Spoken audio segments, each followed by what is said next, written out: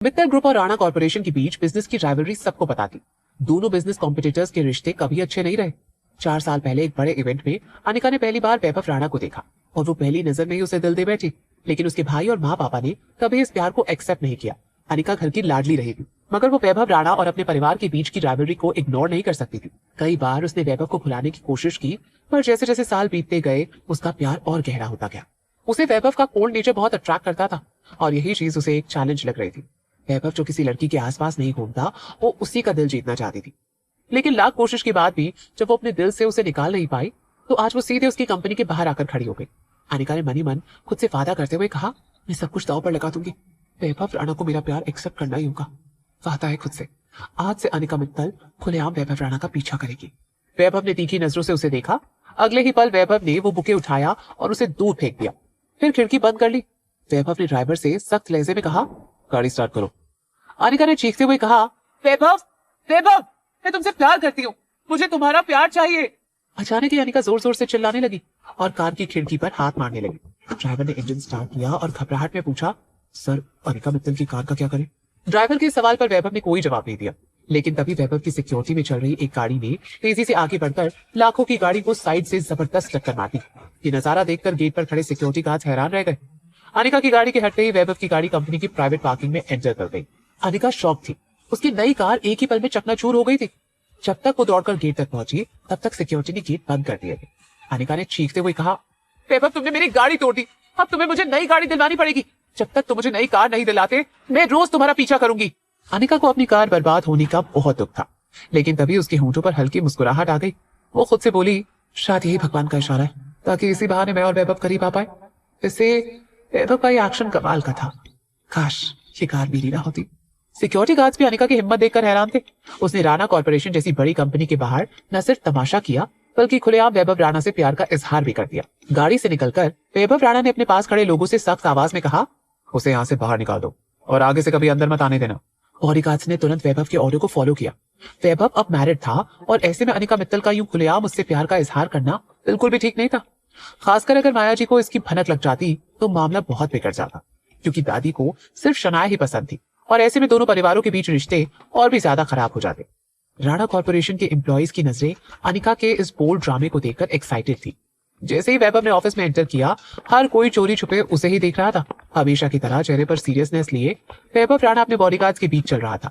अभी वो इतना ज्यादा रॉयल और अट्रैक्टिव लग रहा था कि उसे देखकर किसी भी लड़की का दिल जरूर धड़क उठता।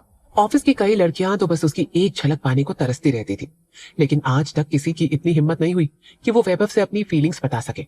उसके पीछे पड़ने की बात तो बहुत दूर थी। आम लोगों की नजर में राणा परिवार किसी फैंटेसी से कम नहीं था। राणा परिवार की नजरों में जगह बना पाना किसी मिरेकल से कम नहीं था। अपने ऑफिस में पहुंचते ही वैभव ने फोन निकाला और करणवीर मित्तल को कॉल लगा दिया। दूसरी तरफ से कॉल उठाने में थोड़ा टाइम लगा, लेकिन जैसे ही कॉल कनेक्ट हुआ, करणवीर ने उसका मजाक उड़ाते हुए कहा, अरे वाह, आज सनराइज कहाँ से हुआ है? खुद राणा ग्रुप के सीईओ का कॉल मेरे पास आया है। मैं इतना लकी कब से हो गया? वैभव ने सख्त आवाज में कहा, अपनी बहन को संभालो करणवीर। अब तुरंत ही करणवीर ने फिक्र भरे लहजे में कहा, अनिका ने अब क्या कर दिया? करणवीर को पता था कि उसकी बहन अनिका को वैभव से कई सालों से प्यार था और वो अब तक उसे भुला नहीं पाई थी। हाल ही में उसने करणवीर से कहा था कि वो वैभव के सामने अपना प्यार कबूल करने वाली है। अचानक ही करणवीर के मन में ख्यालों का तूफान चलने लगा। वैभव ने गुस्से में कहा, वो मुझे परेशान कर रही है, मेरे ऑफिस के बाहर खड़ी है, या तो तुम खुद आकर उसे ले जाओ या फिर मैं अपने लोगों से उसे बाहर फेंकवा देता हूँ। करणवीर ने सॉफ्ट लहजे में कहा, मैं अपनी वाइफ को भेजता हूँ, वो उसे घर ले आएगी, तुम परेशान मत हो, वो तुम्हें दोबारा परेशान नहीं करेगी। वैभव ने एक गहरी सांस ली और कॉल काट दिया। दूसरी तरफ कॉल करते ही करणवीर का गुस्सा फूट पड़ा, लेकिन वैभव पर नहीं, बल्कि अपनी बहन अनिका पर। उसने तुरंत अपनी वाइफ को कॉल किया। फोन उठाते ही उसने गुस्से में पूछा, कहाँ हो तुम? करणवीर की बीवी ने हैरानी से कहा, मैं माँ के साथ शॉपिंग कर रही हूँ, क्या हुआ, तुम इतने गुस्से में क्यों हो? करणवीर ने फिक्रमंद होकर ऑर्डर दिया, जल्दी से राणा कॉर्पोरेशन पहुंचो, अनिका वहां है और वैभव को तंग कर रही है। तुम्हें पता है ना वैभव कैसा है, वो ये सब टॉलरेट नहीं करेगा। करणवीर सिर्फ अपनी बहन की इस बेवकूफी से नाराज नहीं था, उसे ये भी डर था कि कहीं वैभव की वजह से अनिका की इज्जत पर कोई आंच ना आ जाए। वैभव बाहर से जितना शांत दिखता था, अंदर से उतना ही स्ट्रिक्ट था। अगर कोई उसका पेशेंस टेस्ट करने की कोशिश भी करता, तो वो उसे बेधड़क बेइज्जत करने से पहले नहीं सोचने वाला था, फिर सामने चाहे कोई भी हो। आयशा ने समझाते हुए शांत आवाज में कहा, मैं अभी निकलती हूँ, पर आप प्लीज गुस्सा मत हो, अनिका बस एक बार कोशिश करना चाहती है, अगर कामयाब नहीं हुई तो छोड़ देगी। वो बस अपने मन में ये पछतावा नहीं रखना चाहती कि उसने ट्राई भी नहीं किया। करणवीर ने झल्लाते हुए कहा, वैभव राणा को अनिका नहीं झेल सकती। उसे समझाओ कि वो वैभव से मूव ऑन कर ले। क्या तुमने कभी किसी और लड़की को वैभव के आसपास भी देखा है? नहीं ना। अनिका आखिर में क्यों नहीं समझती? यार मैं अभी बहुत बिजी हूँ, अनिका को तुम खुद संभाल लेना। आयशा ने फिक्र से कहा, मैं जा रही हूँ, माँ को भी साथ ले जाऊंगी। पता नहीं माँ भी इन दिनों उदास क्यों रहती है। करणवीर चुप हो गया, फिर परेशान होकर बोला, माँ का दुख बहुत पुराना है, उन्हें आज भी अपनी छोटी बहन के लौट आने का इंतजार है। बस यही बात माँ के मन को खाए जा रही है। माधुरी का बचपन एक अनाथ आश्रम में बीता था। उनके मम्मी पापा की डेथ बचपन में ही हो गई थी। माधुरी के साथ उनकी 4 साल की छोटी बहन थी। कुछ समय बाद एक अमीर कपल ने माधुरी की छोटी बहन को पसंद किया और उसे अपने साथ ले गए थे। माधुरी अपनी बहन से पिछड़ना नहीं चाहती थी, लेकिन अपनी बहन के अच्छे फ्यूचर को सोचकर उन्होंने उसे जाने दिया। जाते जाते दोनों बहनों ने एक साथ एक फोटो खिंचवाई थी। वही माधुरी के पास उनकी बहन की आखिरी निशानी थी। उस दिन के बाद से वो दोनों कभी नहीं मिल पाए। समय बीतता गया, माधुरी बड़ी हुई, उन्होंने अपनी मेहनत से खुद को साबित किया, कॉर्पोरेट की दुनिया में अपनी जगह बनाई। फिर मित्तल कंपनी के मालिक के सबसे बड़े बेटे से शादी कर ली और इस तरह माधुरी मित्तल बन गई। पैसा और ताकत आने के बाद उन्होंने अपनी बहन को ढूंढने की पूरी कोशिश की, लेकिन सालों तक ढूंढने के बाद भी उसकी कोई खबर नहीं मिली। कुछ समय पहले ही करणवीर को उस कपल की इन्फॉर्मेशन मिली थी, जिन्होंने उसकी मासी को गोद लिया था, जिसे सुनकर माधुरी की खुशी का ठिकाना नहीं था। करणवीर और मिस्टर मित्तल माधुरी के साथ उस कपल से मिलने गए तो वहां पता चला कि गोद लेने के 1 साल बाद ही उन्हें अपना एक बच्चा मिल गया था। उसके बाद उन्होंने माधुरी की बहन से दूरी बना ली और नौकरानी से कह दिया कि उसे किसी और को दे दे, क्योंकि अब वो अपनी सारी प्रॉपर्टीज अपने खून को देना चाहते थे। अब उस नौकरानी का कोई पता नहीं था। उसके परिवार को भी ये नहीं मालूम था कि बच्ची को आखिर किसे दिया गया। ये अधूरी कहानी अभी माधुरी के दिल पर बोझ बनी हुई थी। करणवीर ने समझाते हुए कहा, आयशा माँ से कहना कि अगर उनकी बहन अभी जिंदा है तो हम उन्हें ढूंढ ही लेंगे, और अगर वो इस दुनिया में नहीं रही तो उनके बच्चों का पता जरूर लगाएंगे। लेकिन तब तक माँ को खुद को संभालना होगा, क्योंकि जब हम उनकी बहन को ढूंढ निकालेंगे तो उन्हें पहचानने के लिए हमें माँ की जरूरत पड़ेगी। आयशा ने समझदारी से कहा, मैं बात करूंगी, तुम फिक्र मत करो और अपने काम पर ध्यान दो। मैं अनिका को भी ले आऊंगी। लेकिन करणवीर, अगर अनिका सुनने को तैयार नहीं है तो क्या हमें उसे एक मौका नहीं देना चाहिए? क्या हम उसके और वैभव के बारे में नहीं सोच सकते? सच ये था कि राणा परिवार के सारे बेटे अपनी पार्टनर को लेकर लॉयल थे, इसलिए आशा चाहती थी कि अनिका को वैभव को अपनी फीलिंग्स बतानी चाहिए, फिर शायद दोनों एक हो जाए। दोनों परिवार एक ही लेवल के थे। हाँ, बिजनेस में कंपटीशन की वजह से रिश्तों में दूरी थी, मगर जब भी वो आमने सामने होते दोनों घराने सोसाइटी के अच्छे मैनर्स जरूर निभाते। अगर अनिका राणा परिवार की बहू बन जाती तो दोनों परिवारों के बीच की खटास खुद ब खुद खत्म हो जाती। आखिरकार अनिका की भाभी आयशा उसे लेने आ गई। उसने उसकी टूटी कार को भिजवा दिया। जब आयशा वहां पहुंची तो अनिका ने मजाकिया अंदाज में कहा, अब वैभव राणा ने मेरी कार ठोक दी है तो मुझे उसके पीछे जाने का एक बहाना मिल गया। आयशा, मैंने पहले कदम उठा लिया है, अब मैं पीछे नहीं हट सकती। अगर मैंने वैभव को पाने की पूरी कोशिश नहीं की तो मैं खुद को कभी माफ नहीं कर पाऊंगी।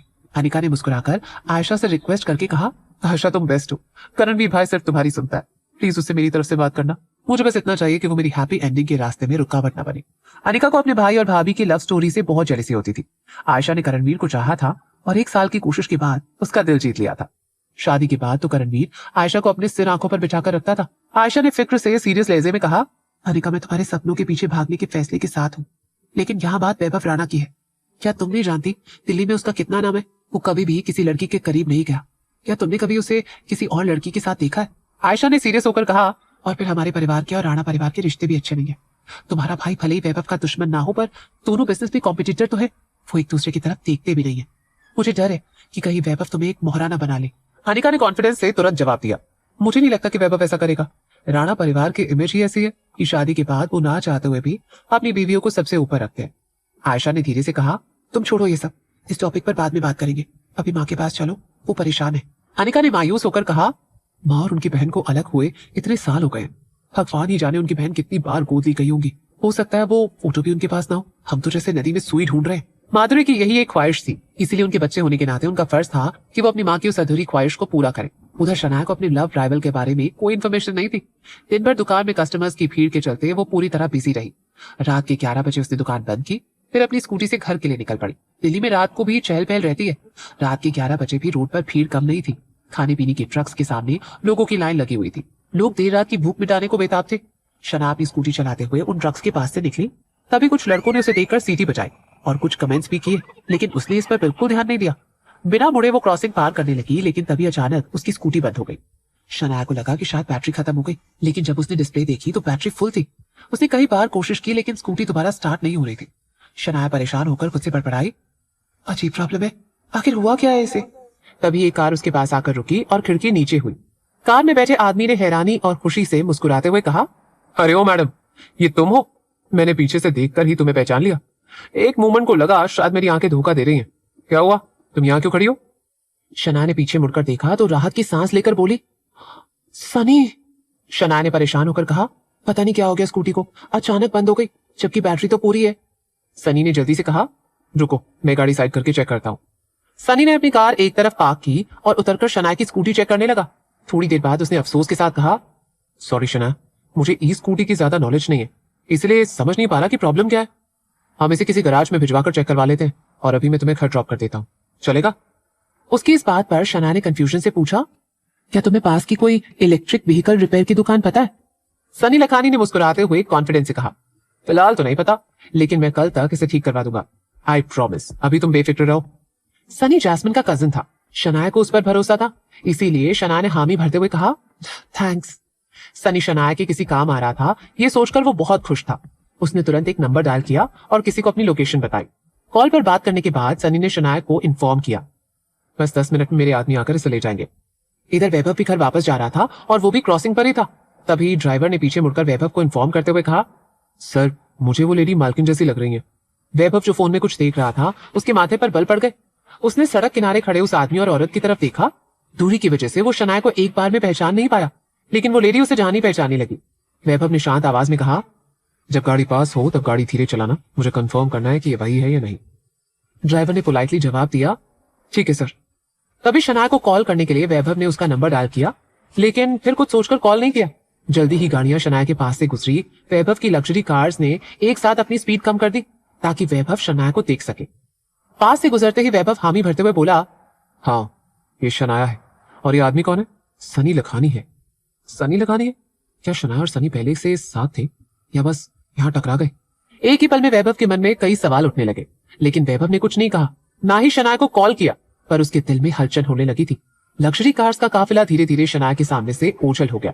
सनी लखानी ने उन गाड़ियों को देखकर एक्साइटमेंट से कहा, शनाया तुमने देखा, उन गाड़ियों में से एक राणा कॉर्पोरेशन के मालिक की स्पेशल कार थी। शनाया ने बेपरवाही से पूछा, कौन राणा? सनी ने तारीफ करते हुए कहा, दिल्ली के सबसे अमीर राणा परिवार का वारिस, राणा कॉर्पोरेशन का सीईओ। वो उस डिनर पार्टी में भी था, लेकिन तुम लड़कियां खाने में इतनी बिजी थी कि शायद तुमने उन्हें देखा ही नहीं होगा। शनाया ने हल्की मुस्कुराहट के साथ कहा, मैं तुम जैसे अमीरों की दुनिया से नहीं हूं। मैं तो जैस्मिन के साथ बस एक गेस्ट बनकर गई थी, वो भी सिर्फ उस 7 स्टार होटल का खाना चखने। और मुझे नहीं लगता कि मेरा कभी मिस्टर राणा जैसे लोगों से सामना होगा। फिर मुझे उनकी एक झलक देखने की क्या जरूरत? उस रात राणा साहब को देखने के लिए इतनी भीड़ थी कि अगर शनाया चाहती भी तो भी उसका चेहरा देख नहीं पाती। शनाया ने मजाक में कहा, क्या तुमने कभी मिस्टर राणा को देखा है? क्या उनकी 11 उंगलियां हैं या 2 सिर? सनी हंसते हुए बोला, नहीं नहीं, वो बिल्कुल नॉर्मल इंसान है, ना उनकी 11 उंगलियां हैं ना 2 सिर हैं। लेकिन हाँ, उनका लुक एवरेज से कहीं बेटर है और उनकी वाइब बहुत अलग है। पता है, उन्होंने मुझसे एक बार बात की है जिस वजह से मैं खुद को लकी मानता हूँ। शनाया ने यह सुनकर मुस्कुरा दिया। उस रात डिनर पार्टी में राणा परिवार के वारिस को लेकर थोड़ी क्यूरियोसिटी जरूर हुई थी, लेकिन अब उसे वैभव राणा को देखने को लेकर कोई इंटरेस्ट नहीं था। तभी शनाया ने इन्फॉर्म करते हुए कहा, ट्रक आ गया। जैसे ही ट्रक सड़क किनारे रुका, उसमें से एक आदमी उतरा और पोलाइटली बोला, साहब। अब शनाया को समझ आया कि सनी ने अपने घर के ड्राइवर को बुलाया था। लखानी परिवार के ड्राइवर ने कहीं से एक पिकअप ट्रक का इंतजाम किया था। सनी और ड्राइवर ने मिलकर शनाया की ई स्कूटी ट्रक पर चढ़ा दी। सनी ने समझाते हुए कहा, शनाया काफी रात हो चुकी है, इस टाइम कोई भी रिपेयर शॉप खुली नहीं होगी। भानु कल सुबह स्कूटी बनवा देगा और तुम्हारे पास पहुंचा देगा। शनाया ने मुस्कुराकर कहा, ओके थैंक्स। शनाया ने दिल से सनी को थैंक यू कहा। अगर सनी रास्ते में नहीं मिलता तो उसे स्कूटी को खुद धकेलते हुए घर ले जाना पड़ता। सनी ने एक्साइटेड होकर कहा, ऐसी दोस्ती किस काम की, अगर मुश्किल में काम ना आए। चलो अब गाड़ी में बैठो, मैं तुम्हें घर ड्रॉप कर देता हूँ। तुम अब भी अपनी बहन के यहाँ रहती हो? शनाया ने हैरानी से कहा, नहीं, अब मैं स्प्रिंगफील्ड में रहती हूँ। आज तुम मिल गए, वरना मुझे पैदल स्कूटी खींचते हुए घर जाना पड़ता। शनाया सनी की कार में बैठ गई। सनी को पता था कि अब शनाया की शादी हो चुकी थी। भले ही उसके पति का सरनेम राणा है, लेकिन राणा परिवार से उसका कोई कनेक्शन नहीं था। सनी ने कभी उसके पति के बारे में पूछने की जरूरत नहीं समझी। स्प्रिंगफील्ड की तरफ गाड़ी बढ़ाते हुए सनी ने एक्साइटमेंट से पूछा, कुछ हल्का खाना चाहोगी? समझ लो अपनी तरफ से ट्रीट दे रहा हूँ। शनाया ने मुस्कुराकर नरमी से जवाब दिया, अब काफी लेट हो गया है और तुम्हें कल सुबह काम भी होगा। मैं खाने पीने में तुम्हारा ज्यादा टाइम वेस्ट नहीं करना चाहती। शनाया ने साफ मना कर दिया था। सनी ने भी ज्यादा जोर नहीं डाला। वो शनाया को अच्छे से जानता था। जब वो एक बार मना कर दे तो ज्यादा जिद करने से वो नाराज हो सकती थी। जब वो स्प्रिंगफील्ड के गेट पर पहुंचे तो शनाया ने धीरे से कहा, बस यही रोक दो, मैं यहीं से पैदल चली जाऊंगी। सनी लखानी चाहता था कि वो शनाया को उसके फ्लैट तक छोड़ा, ताकि उसे पता चल जाए कि वो स्प्रिंगफील्ड की किस बिल्डिंग में रहती है। लेकिन स्प्रिंगफील्ड जैसी सोसाइटी में घुसना इतना आसान नहीं था। अब उसे अपना इरादा बदलना पड़ा। वैसे भी वो सीधे जैस्मिन से शनाया का पता पूछ सकता था। शनाया ने प्यार से कहा, आज रात के लिए थैंक यू सनी। सनी मुस्कुराते हुए बोला, कोई बात नहीं, अगर सच में शुक्रगुजार हो तो एक डिनर करा देना। शनाया ने खुशी से मुस्कुराकर जवाब दिया, जरूर, मैं तुम्हें और तुम्हारी कजिन को डिनर पर ले चलूंगी। उसकी बात पर सनी ने जल्दी से पूछा, क्या सिर्फ हम दोनों नहीं जा सकते? शनाया ने हंसते हुए कहा, जा सकते हैं, लेकिन फिर जैस्मिन की बड़बड़ाहट और ताने सुनने के लिए तैयार है ना? सनी ने हल्की सी मुस्कुराहट के साथ चुपचाप हाँ में सर हिला दिया। शनाया ने हाथ हिलाकर उसे बाय कहा और अपने कार्ड से गेट स्कैन करके कॉलोनी में घुस गई। सनी तब तक कार की खिड़की खोले बैठा रहा जब तक शनाया की परछाई उसकी नजरों से ओझल नहीं हो गई। फिर उसने खिड़की बंद की और गाड़ी स्टार्ट कर दी। इधर शनाया तेज कदमों से अपने फ्लैट की तरफ बढ़ी और पर्स से चाबी निकालकर दरवाजा खोलने लगी, लेकिन जल्दी उसे एहसास हुआ कि दरवाजा अंदर से लॉक था। तभी किसी ने अंदर से दरवाजा खोला और शनाया अंदर आ गई। अंदर से वैभव की ठंडी आवाज आई, शनाया, हमारे बीच एक समझौता हुआ था, 6 महीने बाद तलाक ले लेंगे। फिर वैभव ने गुस्से में कहा, कम से कम मुझसे अलग होने तक तो इंतजार कर लो। मुझे समझ नहीं आता कि तुम अभी से नए लड़कों के पीछे क्यों घूम रही हो। हम लीगली हस्बैंड वाइफ हैं, तो बताओ, क्या ये धोखा नहीं हुआ? वैभव ने कड़वाहट से आगे कहा, भले ही मुझे तुमसे कोई अटैचमेंट नहीं है और शायद कभी होगी भी नहीं, लेकिन कोई भी मर्द ये धोखा एक्सेप्ट नहीं कर सकता। ये प्यार का नहीं, वैभव की सेल्फ रिस्पेक्ट का मामला था। वैभव को गुस्सा इस बात का नहीं था कि शनाया किसी और से मिली, गुस्सा इस बात का था कि वो इतनी जल्दी आगे भी बढ़ गई। सनी लखानी जो शनाया पर जान छिड़कता था, वही अब वैभव का राइवल बन गया था। वैभव की बात सुनकर शनाया चारों तरफ देखकर कुछ ढूंढने लगी, लेकिन जब उसे कुछ नहीं मिला तो उसने अपना पर्स जिसमें फोन और चाबियां थी उठाकर पूरी ताकत से वैभव के चेहरे के ठीक सामने फेंक दिया। उसने सेल्फ डिफेंस की ट्रेनिंग ली थी, इसलिए उसका निशाना बिल्कुल सही लगा। पर्स सीधे वैभव के चेहरे के सामने गिरा। वैभव छट से पीछे हट गया। उसने गुस्से से शनाया की तरफ देखा। उसके साथ ऐसा कुछ पहली बार हुआ था। फिर शनाया धीरे से चलकर वहां पहुंची जहां उसका पर्स गिरा था। उसने उसे उठाया और गुस्से से कहा, मैंने कुछ नहीं किया, आपने खुद ही पिटने वाली बात की है। आपने बिना कुछ पूछे, बिना कोई सफाई का मौका दिए, अपने दिमाग में आई किसी कहानी के आधार पर मुझ पर इल्जाम लगा दिया। क्या आप हमेशा से इतने घमंडी, जिद्दी और अकड़ू रहे हैं? शनाया का गुस्सा देख वैभव राणा शनाया को घूरता रहा। शनाया ने ताना मारते हुए कहा, अब ऐसे क्यों घूर रहे हो? घूरने का कोई कंपटीशन चल रहा है क्या? अगर है भी तो मैं हारने वालों में से नहीं हूँ। अब वैभव शॉक्ड होकर मनी मन बोला, बाकी घरों में हस्बैंड वाइफ को मारते हैं और यहाँ मेरी ये हालत हो रही है, क्या मेरे साथ डोमेस्टिक वायलेंस हो रहा है? तभी शनाया ने तीखी आवाज में समझाते हुए कहा, मेरी स्कूटी रास्ते में खराब हो गई थी, लेकिन अच्छा हुआ सनी मिल गया। वो मेरी सबसे क्लोज फ्रेंड का कजन है, उससे मेरी जान पहचान आपसे भी पहले की है। आप ऐसे समझो कि हम साथ बड़े हुए हैं। शनाया ने गुस्से में कहा, अब खुद सोचो, क्या वो मुझे ऐसे ही सड़क पर छोड़ देता? नहीं, नहीं कर सकता वो ऐसा। उसने ट्रक बुलवाया, मेरी स्कूटी बनवाने के लिए भेजी और फिर मुझे घर भी ड्रॉप किया। इसमें गलत क्या था? लेकिन आपने तो इस बात को ऐसे पेश किया जैसे हम दोनों का अफेयर चल रहा हो। कहीं ऐसा तो नहीं कि आप मुझे धोखा दे रहे हैं, इसीलिए आप मेरे लिए भी यही सोच रहे हैं? वैभव कुछ पल के लिए बिल्कुल चुप हो गया, जैसे उसके पास बोलने को कुछ बचा ही नहीं था। शनाया ने दर्द भरी आवाज में बात जारी रखी, वैभव राणा, अगर आपको शादी नहीं करनी थी तो साफ कह देते। मैंने तो आपसे शादी के लिए जबरदस्ती नहीं की थी। आपने जो एग्रीमेंट सामने रखा, मैंने बिना सवाल किए साइन कर दिया। तलाक के बाद घर और गाड़ी देने की बात भी आपने ही की थी। मैं तो लेने की सोच भी नहीं रही थी। अब आपको लगता है कि मैं कोई लालची औरत हूँ जो आपके पैसों के पीछे पड़ी है? तो ठीक है, अब मैं सब कुछ लूंगी, घर भी, गाड़ी भी और वो सब कुछ जो मुझे इस शादी से मिलने वाला है। शनाया घर और गाड़ी कभी नहीं चाहती थी। उसने शादी सिर्फ इसलिए की थी ताकि वो लक्ष्मी के घर से अलग हो सके और उसे थोड़ी राहत मिल जाए। शनाया ने ताना मारते हुए कहा, तुम्हें लगता है कि मैं किसी और मर्द की तलाश में हूँ? पहले भी तुमने मुझे और बेटी साहब को साथ बैठा देख लिया तो सोचा होगा कि हम दोनों के बीच कुछ चल रहा है, जबकि मैं जैस्मिन के साथ ब्लाइंड डेट पर गई थी। सच बोलूं तो आपकी हरकतों को देखकर लोगों को लगेगा कि आप जेलसी से भरे हुए इंसान हैं। तब से चुप खड़ा वैभव हैरान हो गया। वो सख्त आवाज में बोला, मैं जेलस नहीं हूँ। शनाया ने टॉन्ट कसते हुए कहा, लेकिन मुझे तो साफ दिख रहा है कि आप जेलस हैं। आपकी जेलसी मीलों दूर तक महक रही है। लगता है आज के वर्ड ऑफ द डे का सही यूज कर लिया आपने। शनाया की सफाई के बाद वैभव का गुस्सा धीरे धीरे कम हो गया था। वैभव भले ही अपना चेहरा सख्त बनाए खड़ा था, लेकिन उसे अब अपनी गलती पर शर्म आ रही थी।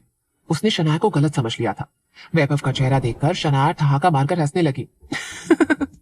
ये देखकर वैभव ने गुस्से से कहा, मुझे तुमसे ना कोई प्यार है ना मोहब्बत, तो जलने का सवाल ही नहीं उठता। अगर तुम किसी और के साथ भी होती तो भी मुझे कोई फर्क नहीं पड़ता, जब तक कि तुम मुझे धोखा ना दे रही हो। अब शनाया ने भी गुस्से से कहा, आपको बार बार ये दोहराने की जरूरत नहीं है कि आपको मुझसे कोई लगाव नहीं है। अरे आपकी बातों से तो ऐसा लगता है जैसे मैं ही आपके पीछे पड़ी हूँ। भूलिए मत, हम बस 2 रूममेट्स हैं जो एक दिखावे की शादी में साथ रह रहे हैं। सच कहूं तो मैं जल्दबाजी में इसलिए शादी के लिए राजी हुई ताकि मेरी वजह से मेरी बहन और उसके पति के बीच झगड़ा ना हो। मैंने सिर्फ आपकी दादी के कहने पर शादी की ताकि मुझे रहने की जगह मिल जाए। बस इतना ही था मेरा मकसद। शनाया की बातें सुनकर वैभव बिल्कुल शॉक्ड हो गया। वो समझ गया कि शनाया के लिए इस घर की वैल्यू वैभव से कहीं ज्यादा थी।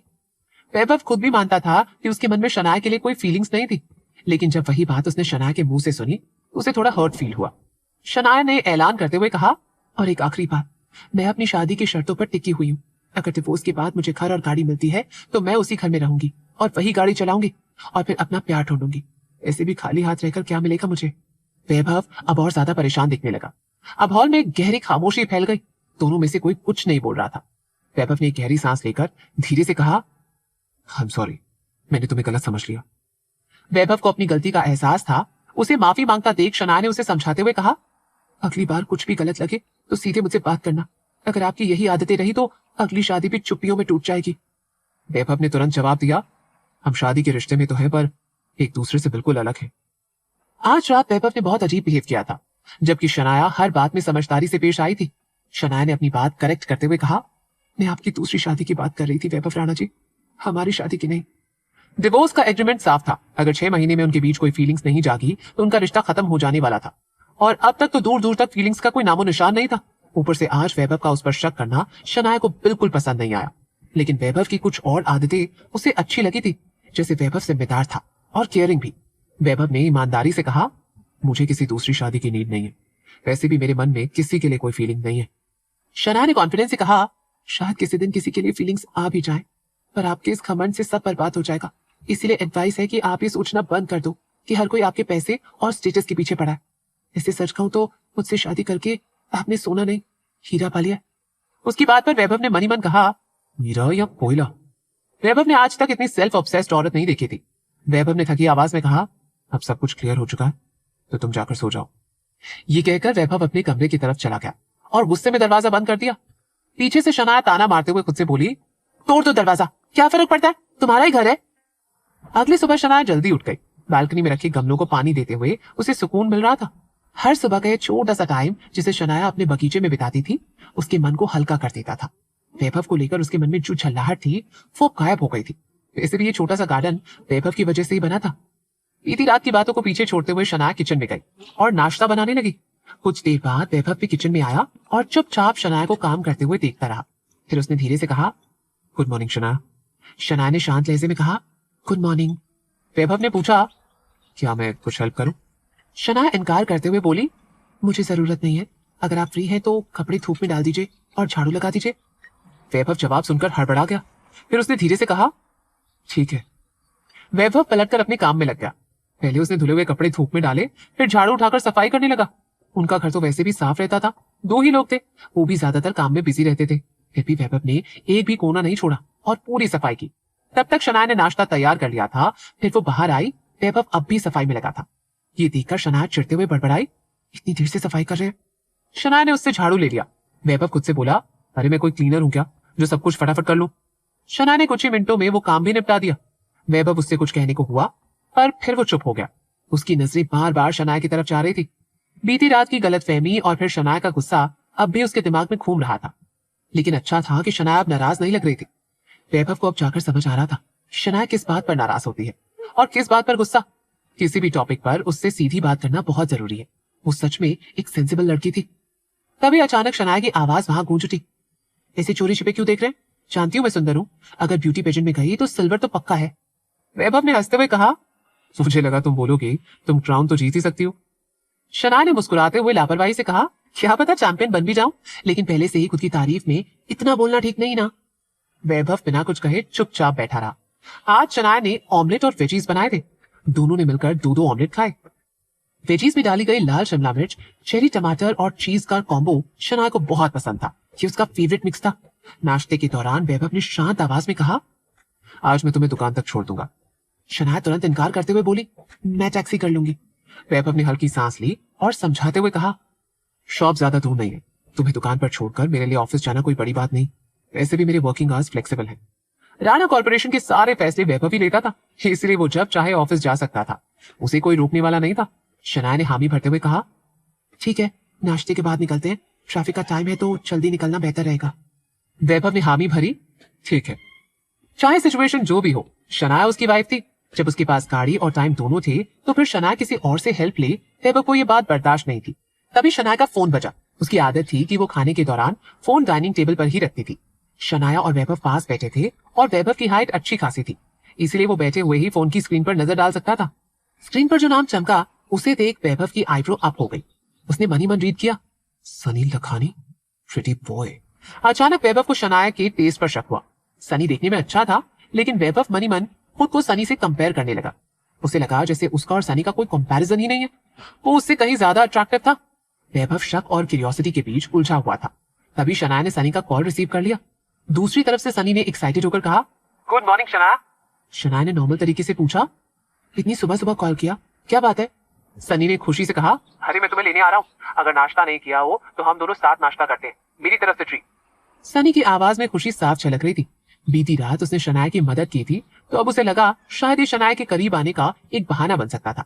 शनाया ने बड़े आराम से जवाब दिया, नहीं, मैं नाश्ता कर रही हूँ और मेरे हस्बैंड मुझे छोड़ने आ रहे हैं, इसीलिए तुम परेशान मत हो। शनाया की एकदम क्लियर बात ने जैसे सनी के सारे प्लान पर पानी फेर दिया। कॉल करते टाइम सनी लगभग ये भूल गया था कि शनाया अब शादीशुदा थी। सनी तब से शनाया को पसंद करता था जब वो सिंगल थी, और अब अचानक उसकी शादी हो गई थी, वो भी किसी अनजान आदमी से। ये बात सनी एक्सेप्ट नहीं कर पा रहा था। वहीं सनी शनाया के लिए बस एक छोटा भाई जैसा था। वो एक दूसरे को बचपन से जानते थे, लेकिन जब सनी को पहली बार प्यार का एहसास हुआ था, उस पल से शनाया उसके दिल की रानी बन गई थी। लेकिन अफसोस, शनाया की नजर में वो सिर्फ एक दोस्त या भाई ही बनकर रह गया था। सनी लखानी ने गहरी सांस ली और बोला, ठीक है, फिर तुम्हारी स्कूटी ठीक होते ही मैं उसे दुकान पर भिजवा दूंगा। सनी ने अपनी आवाज बिल्कुल नॉर्मल रखने की कोशिश की थी, जबकि अंदर ही अंदर उसका दिल टूट रहा था। फिर भी सनी ने कोई ऐसी बात नहीं की जिससे शनाया को उस पर शक हो। वो नहीं चाहता था कि उसकी असली फीलिंग्स सामने आ जाए। सनी ने जल्दी से कहा, अच्छा अब तुम अपना नाश्ता पूरा करो, मैं रखता हूँ। ये कहकर सनी ने जल्दी से कॉल कट कर दिया, क्योंकि अगर वो थोड़ी देर और शनाया से बात करता तो उसके दिल की बात जुबान पर आ सकती थी, और वो ऐसा नहीं चाहता था। इधर वैभव राणा ने दोनों की बात सुन ली थी। जब शनाया ने सनी को बताया कि उसका पति उसे छोड़ने आ रहा था, तब वैभव के चेहरे पर अपने आप एक मुस्कुराहट फैल गई। ये मुस्कुराहट उसने खुद भी महसूस नहीं की थी। शनाया ने अभी फोन रखा ही था कि दोबारा उसके फोन पर किसी का कॉल आया। इस बार कॉल एक अनजान नंबर से आया था। शनाया ने थोड़ा हिचकिचाते हुए कॉल रिसीव कर लिया, लेकिन जैसे ही उसने दूसरी तरफ के आदमी की आवाज सुनी, अचानक शनाया का चेहरा गुस्से से लाल हो गया। शनाया ने गुस्से से चीखते हुए कहा, तुम्हारी हिम्मत कैसे हुई मुझे फोन करने की?